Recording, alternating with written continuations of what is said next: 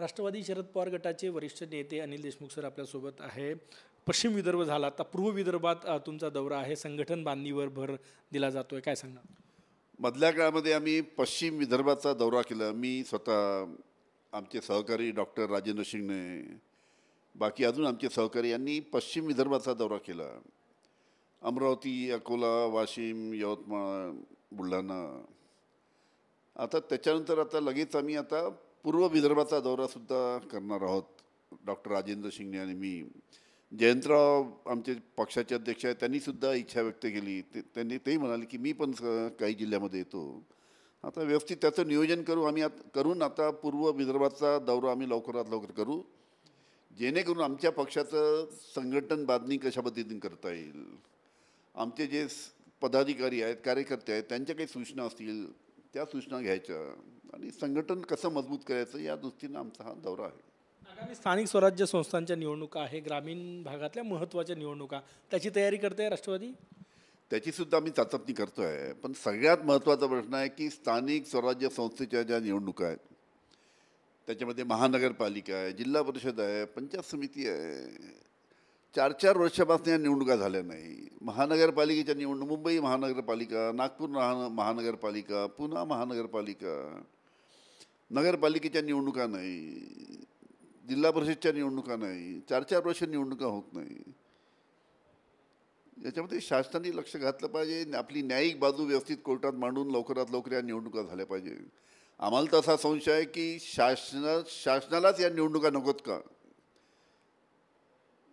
असा सुद्धा आम्हाला संशय येतो की या स्थानिक स्वराज्य संस्थेच्या निवडणुका न झाल्या तरी चालेल. कारण की आपली सत्ता आहे महाराष्ट्रामध्ये आणि आपली सत्ता असल्यामुळे तिथं जिल्हा परिषदला, महानगरपालिकेला सूचना देता येतात.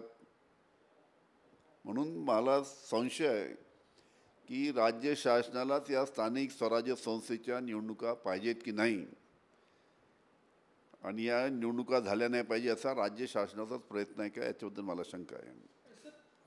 स्थानिक दोन्ही राष्ट्रवादीच्या कार्यकर्त्यांची मागणी आहे की दोन्ही गट एकत्र यावे, स्थानिक स्वराज्य संस्थांच्या निवडणुका एकत्र लढाव्या. तुमची काय भूमिका आहे? तुम्ही चाचपणी करताय, पक्ष बांधणीला निघाल्या? नाही, ठीक आहे. त्याच्यामध्ये आता मी सांगितलं सगळ्यात महत्त्वाचा विषय आहे आमचा संघटन बांधणीचा. विधानसभेमध्ये ज्या पद्धतीनं निकाल आलेत आणि विधानसभेचे निकाल का आले सर्वांना कल्पना आहे. लोकसभेच्या निवडणुका झाल्या, अतिशय चांगला प्रतिसाद आम्हाला महाविकास आघाडीला मिळाला. विधानसभेच्या निवडणुकीमध्ये असे निकाल का आले सर्व देशाला माहीत आहे. त्याची चर्चा देशात झाली. तुम्ही एक लक्षात ठेवा, 2014मध्ये जेव्हा विधानसभेच्या निवडणुका झाल्यात,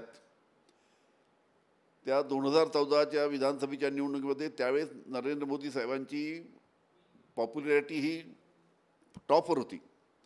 त्या 2014च्या निवडणुकीमध्ये भारतीय जनता पार्टीने महाराष्ट्रामध्ये 288च्या 288 जागा लढवल्या आणि 288च्या 288 जागा लढून त्यांच्या निवडून आल्या 122.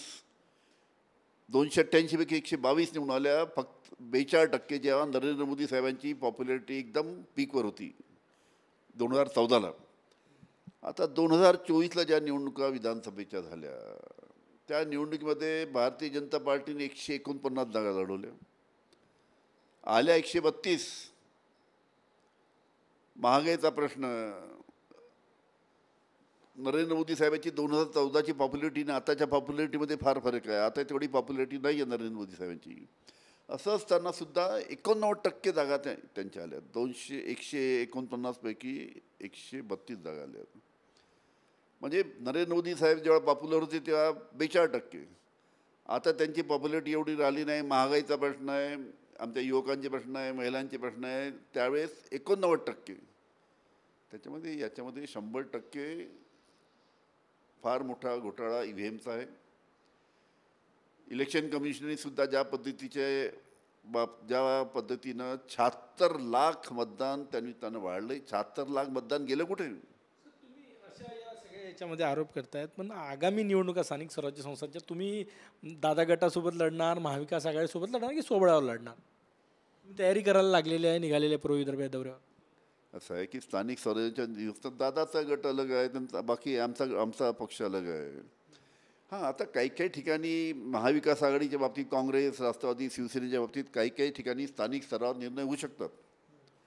जिथे स्थानिक स्तरावर ॲडजस्टमेंट झाली तिथं महाविकास आघाडीच्या दुसरी एकत्र लढू. जिथे ॲडजस्टमेंट नाही झालं तर अलग अलग लढतील ते. कॅमेरामॅन साईसह गजानन उमाटे, TV9 मराठी, नागपूर.